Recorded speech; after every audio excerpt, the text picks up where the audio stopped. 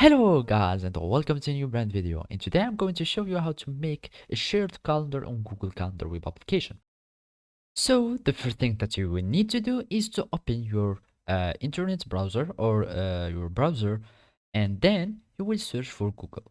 And if you're already using Google Chrome, you will find your profile picture here, and then you can go to your Google account, or you can search like here the Google account, and you can search for your apps and you will find the calendar.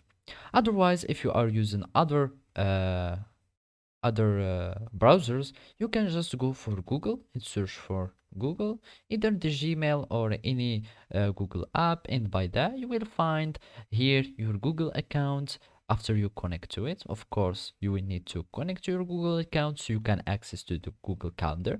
You click on the Google Apps, this icon, and then click on Calendar, and now you have the access of Google Calendar. And now all you remains is to follow these simple steps. So the first thing to do is to create an event, a calendar. And to do so, we need to go to this navigation tab here, and you will find other calendars.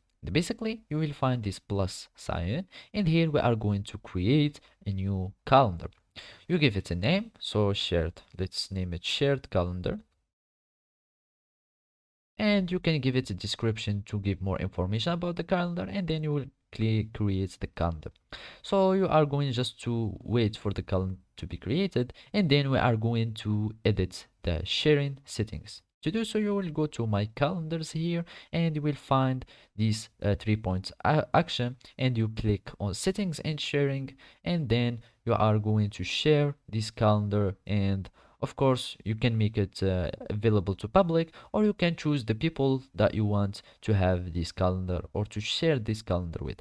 So you are going to click on add on people, and you are going to add the group of people that you want to share this calendar with, and then you will have them able to visualize or to see and have access to your calendar. And of course, you can also get the shareable link and then send it to other people to in direct messages, and you will have them accessing your calendar. So basically, this is how you can do it. Thank you for watching, and see you next time.